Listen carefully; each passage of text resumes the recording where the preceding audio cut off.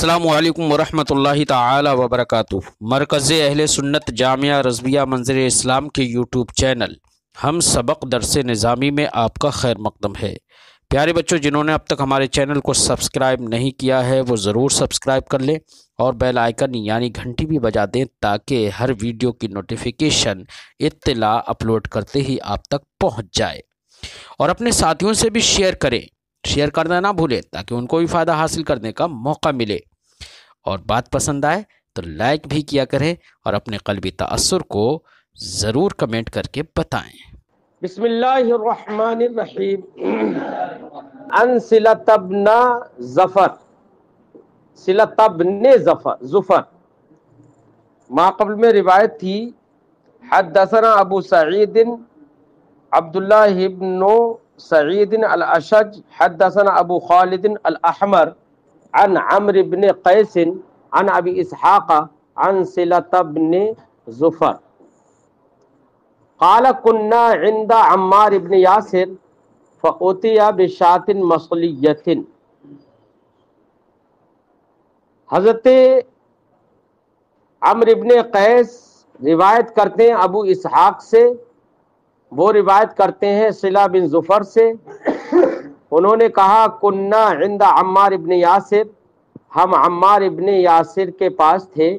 فأتي بشاة مصلیۃ، تو ایک بھنی ہوئی بکری لائی گئی، یعنی گوشت لایا گیا بھنا ہوا بکری کا۔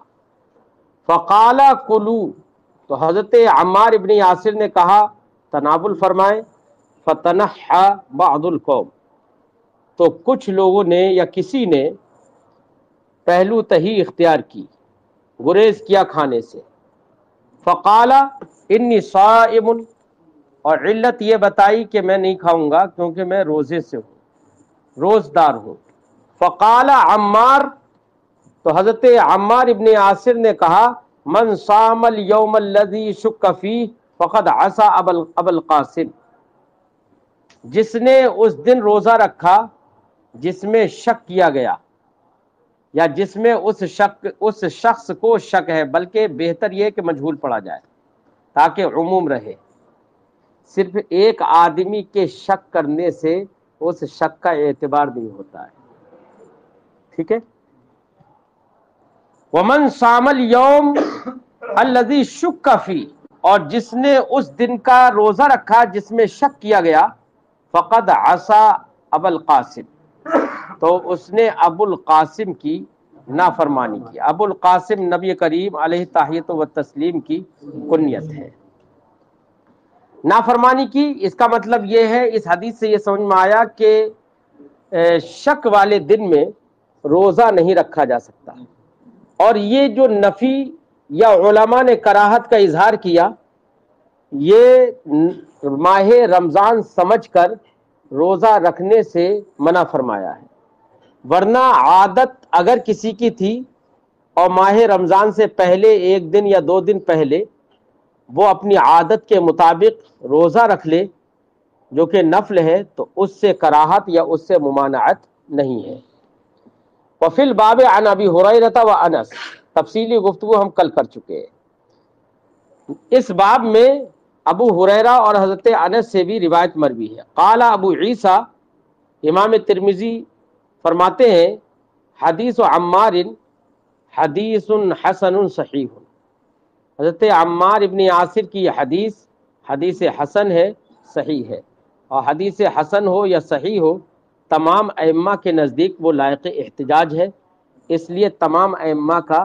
اس سلسلے میں قول یہی ہے۔ عمل بتا رہے ہیں، والعمل على هذا عند اکثر اہل العلم من اصحاب النبی صلی اللہ علیہ وسلم، اس پر نبی کریم صلی اللہ علیہ وسلم کے اصحاب میں سے، ومن بعدهم من التابعین، اور ان کے بعد والے تابعین میں سے اکثر اہل علم کا اس پر عمل ہے۔ وبہ یقول سفیان الثوری، اسی کا قول سفیان ثوری نے بھی کیا ہے، مالک ابن انس نے بھی کیا، عبداللہ ابن مبارک اور امام شافعی، امام احمد، امام اسحاق، ان تمام نے اسی کا قول کیا، اور کہا کرے ہو، ان لوگوں نے ناپسند کیا، مکروہ قرار دیا، ان یصوم الرجل الیوم الذی یشک فیہ، کہ آدمی اس دن میں روزہ رکھے جس میں شک کیا جائے، اس کو مکروہ قرار دیا۔ کراہت کی وجہ میں نے بتائی، اور کراہت کون سے روزے سے متعلق ہے اس کا بھی ذکر کیا۔ ورعا اکثرہم ان صامہ، اور تغلیظ اس حد تک کی کہ اگر ان میں سے اکثر کا نظریہ یہ ہے، ان صامہ، اگر آدمی نے ایک یا دو دن پہلے رمضان کا روزہ سمجھ کر، رمضان سمجھ کر روزہ رکھا، وکان من شہر رمضان، اور اتفاق شک، اسے تو شک ہی تھا لیکن اتفاق سے حقیقت کے اعتبار سے وہ ماہ رمضان ہی تھا، رمضان ہی کا دن ہو گیا تھا، تو تغلیظاً ان فقہاء کرام نے یہ فرمایا ان یقضی یوما مکانہ، کہ وہ اس دن کے اس روزے کو کسی اور دن اس کی جگہ پر قضا کرے گا۔ حالانکہ ماہ رمضان آنے کے بعد ماہ رمضان ہی کا روزہ ہوتا ہے، یہ متعین ہے، لیکن ماہ رمضان کا روزہ ہوتا ہے، یہ تعین اس وقت میں ہے جبکہ ماہ رمضان ہونے کا بھی تعین ہو، یقین ہو۔ یہاں تو شک تھا، تو شک کی بنا پر اس نے روزہ رکھا، غیر رمضان کو رمضان سمجھتے ہوئے روزہ رکھا، اس لیے فقہاء نے تغلیظاً فرمایا کہ اس کی قضا کرے گا۔ باب ما جاء فی احصاء ہلال شعبان لرمضان، ما جاء فی احصاء ہلال شعبان لرمضان۔ احصاء، احصا یحصی، احصاء فعل، اس کا معنی ہوتا ہے شمار کرنا، گھیرنا ہے، لا تحصا، شمار نہیں کیا جا سکتا۔ باب ما جاء فی احصاء ہلال، یہ باب ہے ان روایات کے بیان میں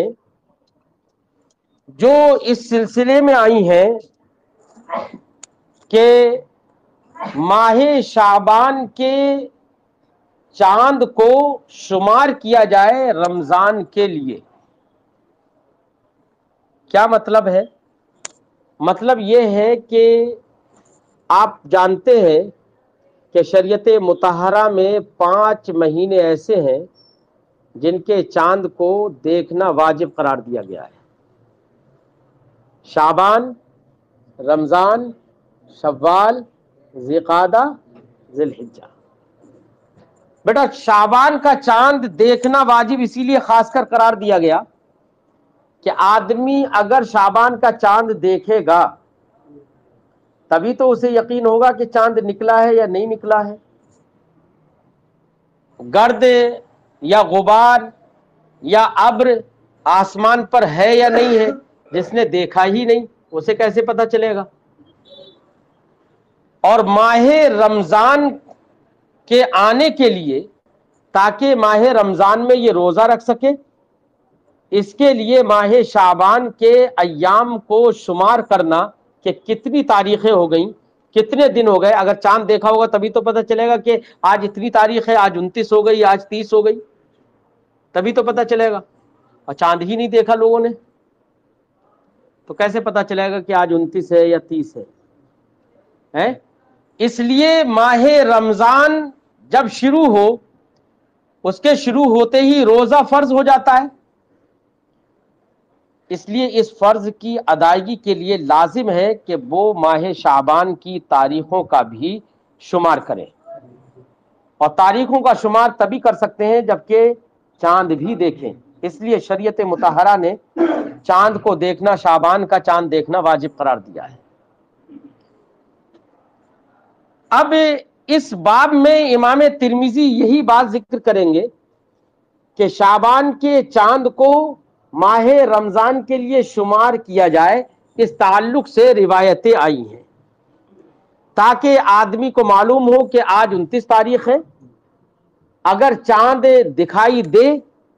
تو 30 تاریخ میں جو پھر شعبان کی 30 نہیں رہے گی، رمضان کی پہلی ہو جائے گی، تو روزہ رکھے۔ اور اگر چاند دکھائی نہ دے دیکھنے کے بعد بھی، تو ایسی صورت میں وہ 30 تاریخ ہوگی اور روزہ نہ رکھے۔ یہ تعین تبھی ہو سکتا ہے جب چاند دیکھے گا، ٹھیک ہے، اس سے پتہ چلا کہ ماہ رمضان کے لیے ماہ شعبان کی تاریخوں کو بھی شمار کرنا چاہیے. تو ہلال بولا ہے تو روزانہ چاند تھوڑی دیکھا ہے، مطلب یہ کہ ہلال سے تاریخوں کا پتہ چلتا ہے. قل ہی مواقیت للناس یسألونک عن الاہلہ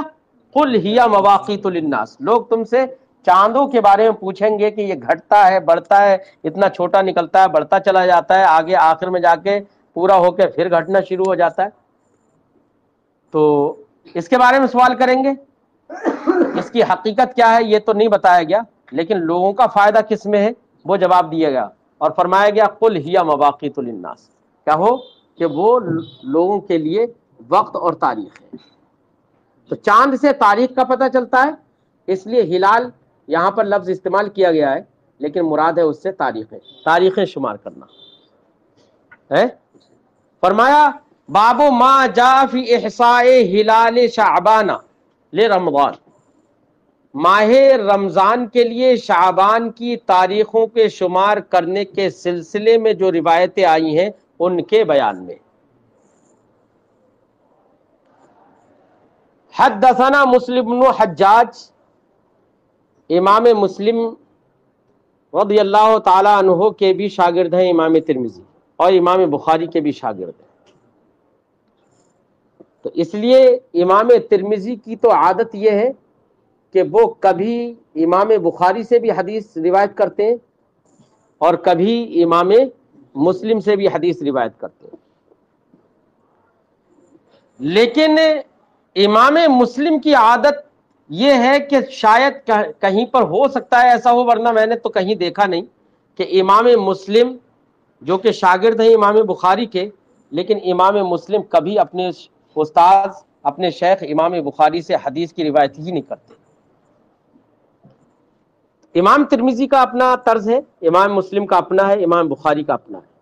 میں یہ بات کہہ کر ایک دوسری بات کی طرف ذہن لے جانا چاہتا ہوں. لوگ اس بات کو دلیل بناتے ہیں کہ اگر آپ نے مجھ سے حدیث سنی ہے، میں نے آپ کو حدیث پڑھائی، اور پھر بھی آپ دیگر لوگوں سے حدیث کی روایت کریں اور مجھ سے حدیث روایت نہ کریں، تو لوگ یہ سمجھتے ہیں کہ شاید ان کا استاذ حدیث جاننے والا نہیں ہے. عام طور سے عقل کے یتیم یہی سمجھتے ہیں. جیسے کہ امام اعظم رضی اللہ تعالی عنہ کے تعلق سے ایک شخص نے، جس کو علی میاں ندوی کہا جاتا ہے، ابو الحسن ندوی، وہ تو بیچارہ آنکھ سے بھی کانا ہی تھا، آور تھا، اس لیے دیدہ کور کو کیا آئے نظر کیا دیکھے، ہے نا. تو اس نے یہ کہا، اس نے امام اعظم رحمت اللہ تعالی علیہ کے بارے میں ایک لفظ، ایک جملہ لکھا ہے. اس نے کہا وَكَانَ یتیمًا فی الحدیث، امام اعظم یتیم فی الحدیث تھے. وجہ کیا بتائی؟ اور یا جن لوگوں نے ایسا کہا امام اعظم کے بارے میں، انہوں نے وجہ وہی ایک بتائی کہ اگر امام اعظم محدث ہوتے تو امام بخاری جیسے اتنے بڑے محدث امام اعظم سے حدیث ضرور نقل کرتے، امام اعظم سے حدیث کی تخریج کرتے، روایت کرتے حدیث کی. لیکن امام بخاری نے کہیں پر بھی اپنی صحیح بخاری میں امام اعظم سے حدیث نہیں لی ہے. بات سمجھ میں آئی؟ اس کے تعلق سے تو میں یہاں پر ایک الزامی جواب دینا چاہتا ہوں. امام بخاری چلیے ٹھیک ہے، تھوڑی دیر کے لیے مانتے ہیں کہ امام اعظم سے امام بخاری نے حدیث نہیں لی ہے، لیکن ایک بات تو یہ کہ امام بخاری امام اعظم رضی اللہ تعالی عنہ کے شاگردوں کے شاگرد ہیں. اب اگر امام بخاری امام اعظم کی روایت سے اور سند سے حدیث تخریج نہیں کرتے، نہیں لیتے ہیں، تو اس سے یہ کہاں لازم آتا ہے کہ امام اعظم محدث نہیں تھے اور حدیث نہیں جانتے تھے؟ جیسے کہ امام بخاری تو ہمارے اور سب کے نزدیک بال اتفاق محدث ہیں، اور ان کے شاگرد امام مسلم ہیں۔ امام مسلم کی صحیح مسلم کو پڑھیے، امام مسلم نے امام بخاری اپنے استاد سے حدیث کی تخریج نہیں کی، تو کہہ دیجئے کہ امام بخاری بھی محدث نہیں تھے۔ اگر یہی بات ضروری ہے کہ اگر تخریج نہیں ہوتی ہے تو استاد محدث نہیں رہتا ہے، تو امام بخاری کو بھی محدث ہونے سے خارج کر دو، پھر تو ہر جگہ جو یہ کہتے ہیں نا کہ بخاری میں دکھاؤ، پھر تو یہ بھی چلا جائے گا۔ اس لیے یہ لازم نہیں آتا ہے کہ اگر کوئی محدث حدیث کی روایت کسی سے نہ کرے تو اس سے یہ لازم نہیں آتا ہے کہ وہ محدث نہیں ہے، وہ حدیث نہیں جانتا ہے۔ ورنہ تو امام بخاری کو یہ جتنے علوم حاصل ہیں ان میں کثیر حصہ جو ہے، وافر حصہ جو ہے، وہ امام اعظم ہی کے فیض سلسلے ہی سے ملتا ہے۔ آپ امام بخاری کے شیوخ کو پڑھیے، تقریباً امام بخاری کے 1000 سے زیادہ شیوخ ہیں،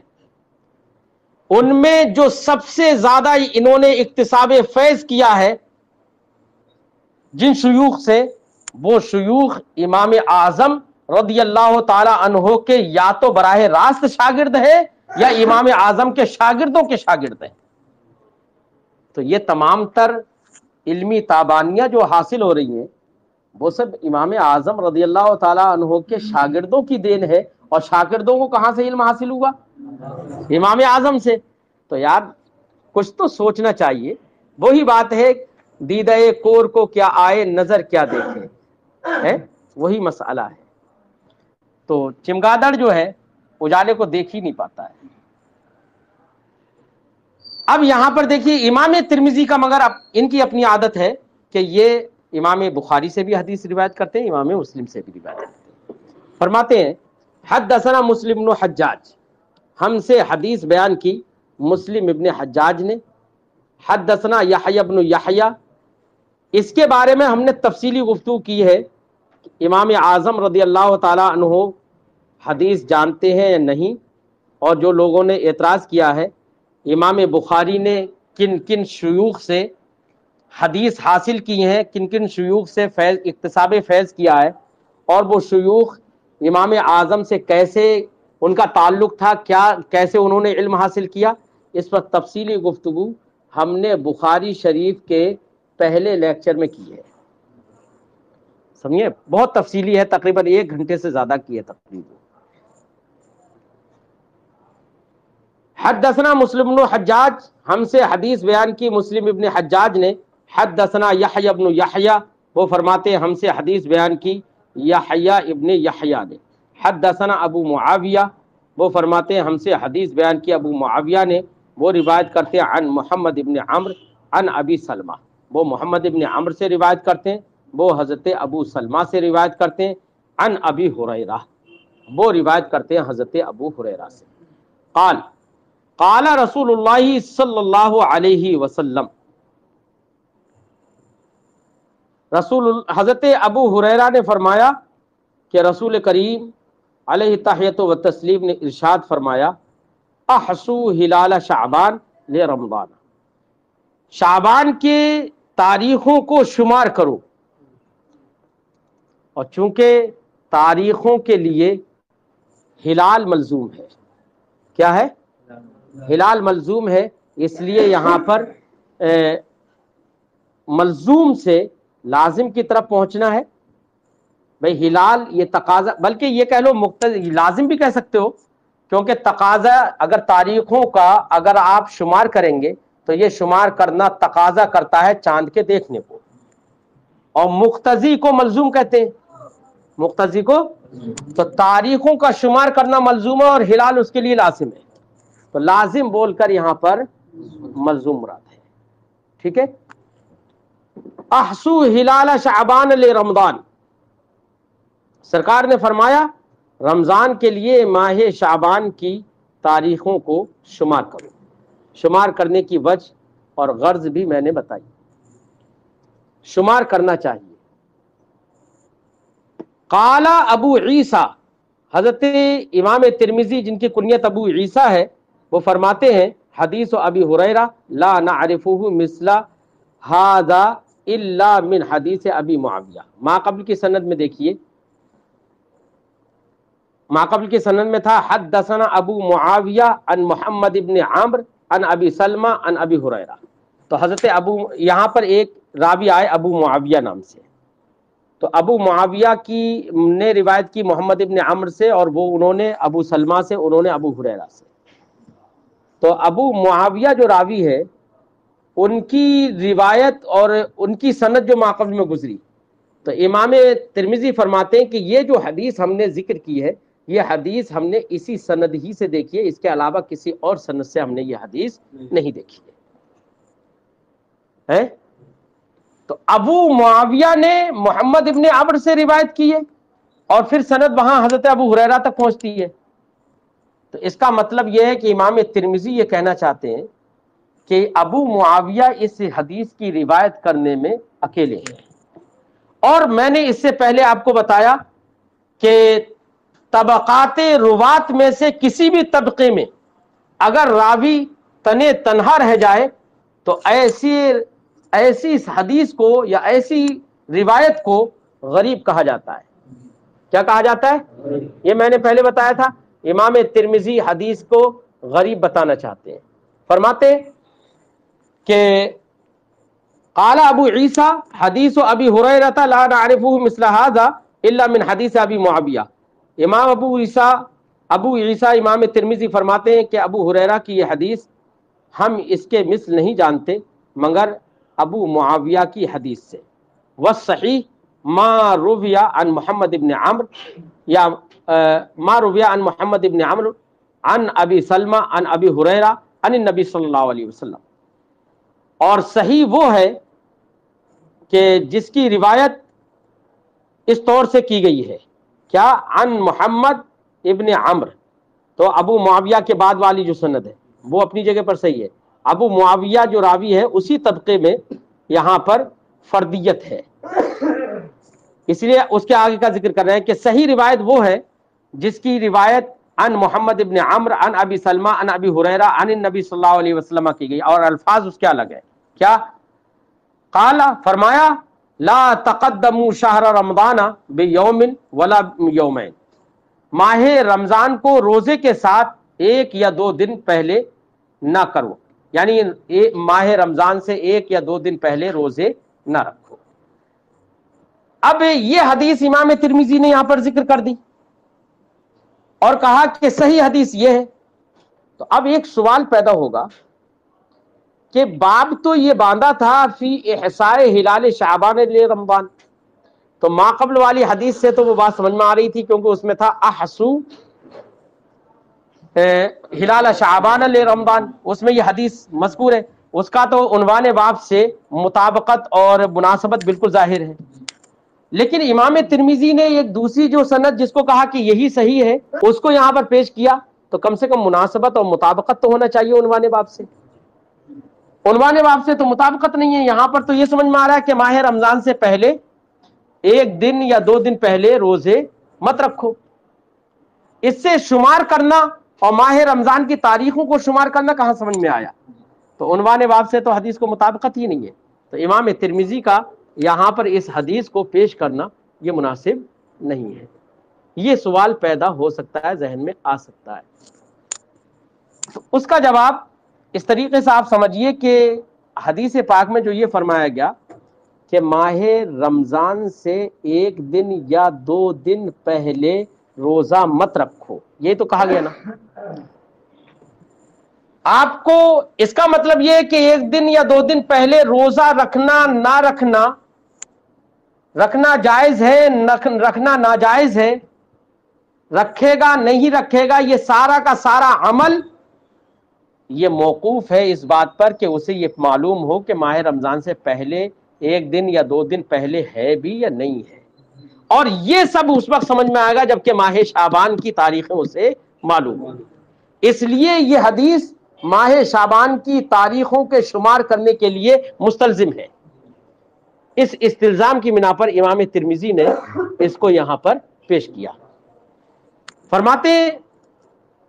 کہ صحیح حدیث وہ ہے کہ جس میں کہا گیا سرکار نے فرمایا لا تقدموا شہر رمضان بیوم ولا یومین وہکذا روی ان یحیی ابن ابی کثیر، اسی طریقے سے حدیث مروی ہے یحیی ابن ابی کثیر سے، وہ روایت کرتے ہیں ابو سلمہ سے، وہ حضرت ابو ہریرہ سے، نحو حدیث محمد ابن عمرو اللیثی، جیسے کہ ماقبل میں ابو عمرو محمد ابن عمرو اللیثی کی جو حدیث گزری ویسی ہی حدیث۔ باب ما جاء ان الصوم لرؤیت الہلال والافطار لہ، یہ باب ہے ان روایات اور احادیث و آثار کے بیان میں جو اس سلسلے میں آئی ہیں کہ ان الصوم لرؤیت الہلال، کہ روزہ رکھنا چاند کو دیکھنے کی وجہ سے ہوگا، والافطار لہو، اور روزہ نہ رکھنا بھی چاند کے دیکھنے کی وجہ سے ہوگا، ہے تو لام اجل کے لیے ہے، اے لہو اے لأجل الہلال اور لأجل رؤیت الہلال۔ خلاصہ باب یہ ہے کہ نبی کریم علیہ التحیۃ و تسلیم نے حدیث میں ارشاد فرمایا کہ چاند دیکھ کر روزہ رکھو اور چاند دیکھ کر افطار کرو۔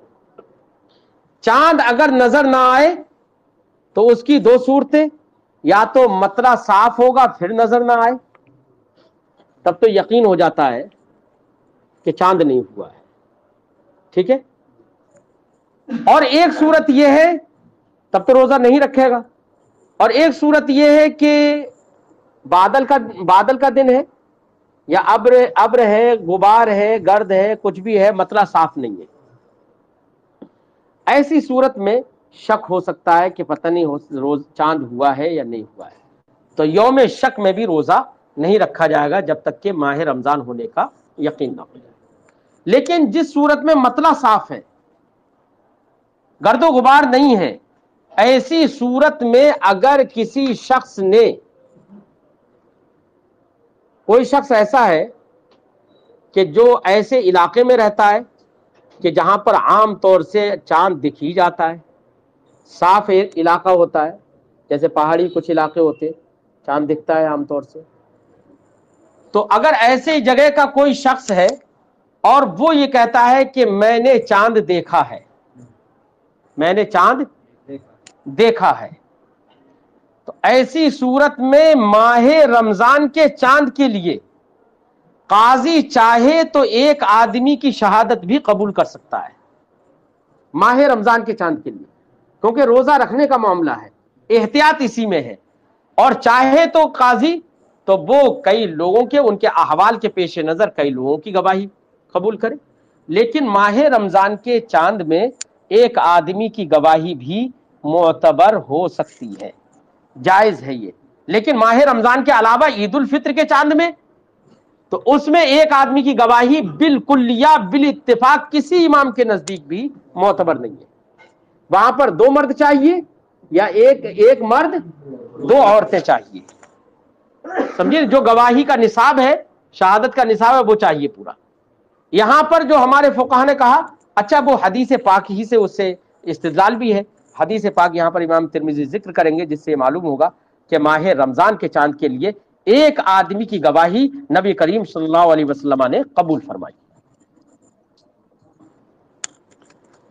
فرماتے ہیں حدثنا قتيبة حدثنا ابو الاحوص عن سماك ابن حرب عن عكرمة عن ابن عباس، ہم سے حدیث بیان کی قتیبہ نے، وہ کہتے ہیں ہم سے حدیث بیان کی ابو الاحوص نے، وہ روایت کرتے ہیں سماک ابن حرب سے، وہ روایت کرتے ہیں عکرمہ سے، وہ روایت کرتے ہیں ابن عباس سے، عبداللہ ابن عباس سے، قال، انہوں نے کہا،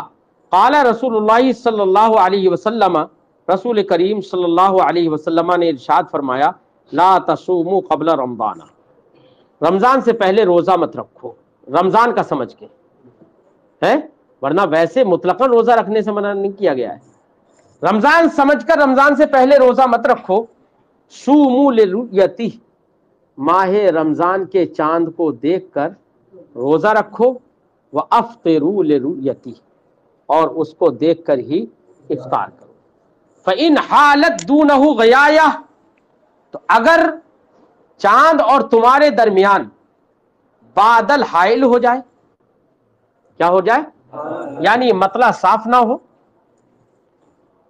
فَأَكْمِلُوا 30 يَوْمًا، تو ماہ شعبان کے 30 دن پورے کرو، یعنی شک ہونے کی بنا پر روز ماہ رمضان سمجھ کر روزہ مت رکھو۔ اور ماہ رمضان میں تو یقینی طور پر کہ وہاں پر تو چاند اگر غبار ہے، گرد ہے یا کوئی بھی ابر وغیرہ ہے تو وہاں پر بھی پورے 30 دن کرے۔ تو ان روایتوں سے معلوم ہوا کہ مہینہ 30 دن ہی کا ہوتا ہے۔ امام ترمذی آگے بھی ایک باب اس کا باندھیں گے کہ مہینہ 29 دن کا بھی ہوتا ہے، لیکن ان روایتوں سے معلوم ہوا کہ مہینہ اسی لیے پورا کرنے کا حکم دیا گیا ہے۔ اگر مہینہ 30 دن کا نہیں ہوتا تو پورے 30 کرنے کا حکم بھی نہیں دیا جاتا ہے۔ وفی الباب عن ابی ہریرہ و ابی بکرہ و ابن عمر، اس باب میں ابو ہریرہ سے بھی روایت مروی ہے، ابو بکرہ سے اور ابن عمر سے، حضرت عبداللہ ابن عمر سے۔ امام ترمذی نے عبداللہ ابن عباس کی روایت کو یہاں پر ذکر کر دیا ہے۔ قال ابو عیسیٰ، امام ترمذی فرماتے ہیں حدیث ابن عباس حدیث حسن صحیح، عبداللہ ابن عباس کی جو حدیث ہے حدیث حسن ہے، کسی روایت سے یہ کسی طریق سے حدیث حسن ہے، کسی طریق سے صحیح بھی ہے۔ وقد روی عنہ من غیر وجہ، اور حضرت عبداللہ ابن عباس سے ہی یہ حدیث مختلف طریق سے مروی ہے۔ مختلف، یہ حدیث حسن صحیح کی وجہ بھی ہو سکتی ہے کہ حسن بھی کہا اور صحیح بھی کہا، تو اس کی وجہ وہی ہے کہ ایک طریق اور ایک وجہ سے تو کوئی حدیث یا تو صحیح ہوگی یا حسن ہی ہوگی، لیکن اگر اس حدیث کی متعدد روایات ہیں تو کسی روایت سے وہ کسی طریق سے حسن ہوگی، کسی طریق سے صحیح ہو سکتی ہے۔ تو دونوں باتیں کہیں تو اس کی وجہ بھی بیان کر دی، وقد روی عنہ من غیر وجہ، یہ عبداللہ ابن عباس سے یہی حدیث مختلف طرق سے مروی ہے۔